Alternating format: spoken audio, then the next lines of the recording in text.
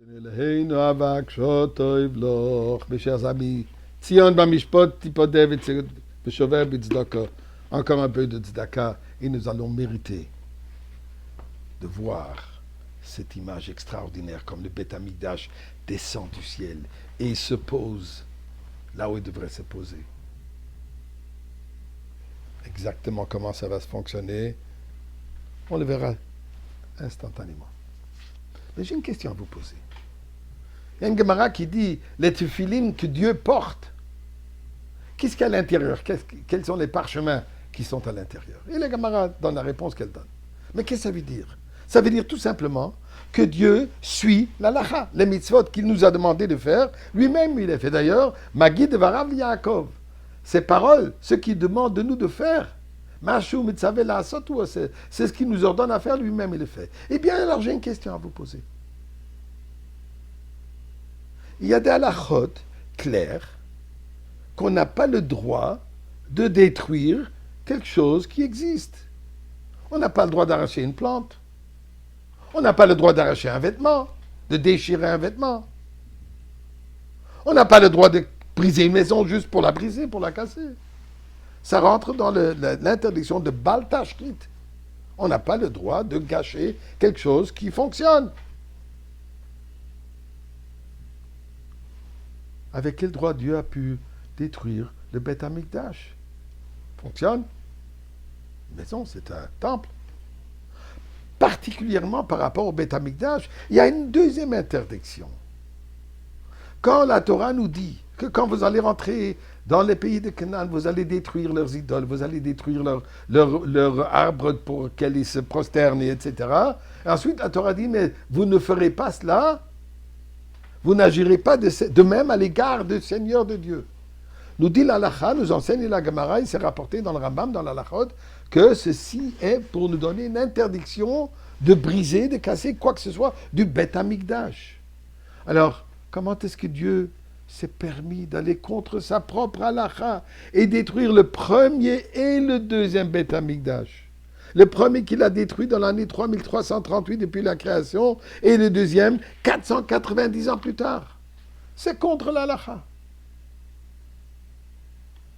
Eh bien, ceci demande une réflexion, d'une compréhension de qu'est-ce qui est considéré détruire et qu'est-ce qui est considéré construire.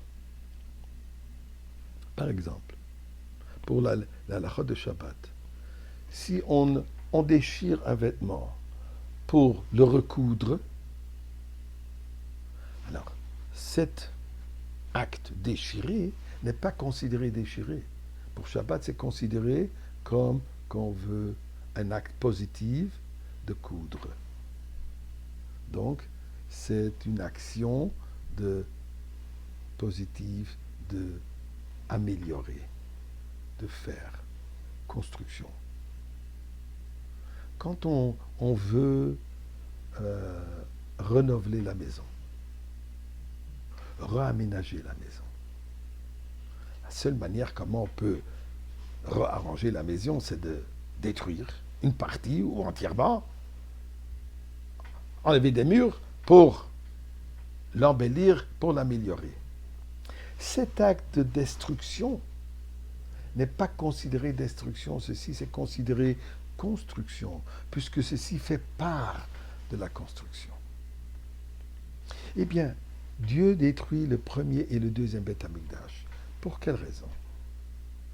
Voyons d'abord pourquoi il a besoin de Beth Amikdash en tout. Alors, il dit, Basuli Mikdash v'shachanti betocham. Vous allez me construire un édifice, un temple, et je vais résider parmi vous. Cette résidence divine doit être comme Dieu qui est éternel, cette résidence aussi, elle doit être éternelle. Malheureusement, le premier et le deuxième n'étaient pas éternels. Le premier a été détruit après 410 ans, le deuxième détruit après 420 ans. Pourquoi? Puisqu'ils étaient faits par être humain. Le premier par Shlomo Amelech, le deuxième par Ezra et Nehemia. 70 ans après la destruction du premier temple, après qu'ils sont revenus de galoute babylonienne. Mais les deux, malheureusement, il manquait cet aspect d'éternité. Donc Dieu veut que ces deux temples deviennent éternels. La seule manière qu'il peut le faire, c'est de détruire ces deux et d'amener le Beth Amikdash que lui-même il construit dans les cieux. Comme nous savons que le Beth Amikdash, le troisième, descendra préfabriqué, complet. Donc ceci représente et sera le Beth Amikdash éternel, que malheureusement les deux premiers n'avaient pas cette qualité. Donc Dieu n'avait pas de choix que de les détruire pour l'améliorer, pour reconstruire le troisième. Donc ce n'est pas considéré une destruction, c'est considéré une construction. Seule petite demande que je fais à Kadosh Baruch Hu, vous savez, même les employés syndicalisés après 2000 ans, ils auront déjà fini. Alors je t'en prie à Kadosh Baruch Hu, amène-nous-le aujourd'hui même.